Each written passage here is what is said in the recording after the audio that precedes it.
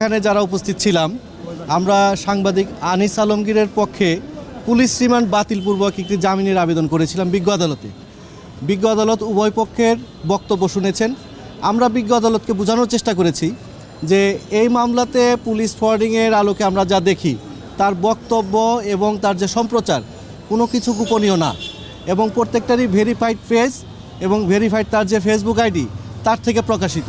তো যেহেতু তার সব কিছু ভেরিফাইড আছে, তো এখানে কোনো কিছু উদ্ধারের যেহেতু বাকি নাই, এজন্য আমরা রিমান্ডটা বাতিলপূর্বক জামিনের আবেদন করেছিলাম। কিন্তু বিজ্ঞ আদালত উভয় পক্ষের বক্তব্য শ্রবণপূর্বক আমাদের দরখাস্তকারী আসামিকে জামিনের আবেদনটা নামঞ্জুর করে 5 দিনের পুলিশ রিমান্ডের আবেদন মঞ্জুর করে 5 দিনের পুলিশ রিমান্ড প্রদান করেন। এক্সট্রিম মশার কয়েল প্ল্যান্ট ফাইবার দিয়ে তৈরি, তাই সহজে ভাঙে না, সুগন্ধিযুক্ত ও নিরবিচ্ছিন্নভাবে জ্বলে। ডেঙ্গু, চিকুনগুনিয়া বাহি সহ যে কোনো মশার বিরুদ্ধে দেয় এক্সট্রিম সুরক্ষা।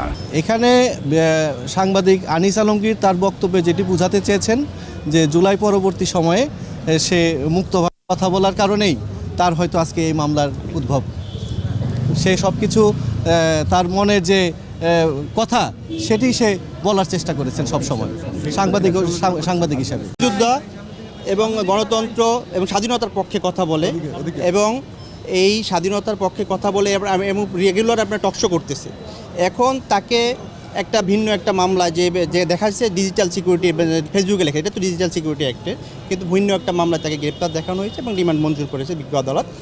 তো এখন উনি একটা বিষয়ে বলতে চাচ্ছেন, যেটা হলো যে ভিন্ন জায়গা থেকে অনেকেই ফোর্স করতে পারে, বাট এই বিষয়টা আমরা বলতে পারবো না, এটা উনিই বলবে ওনার সময় যখন হবে।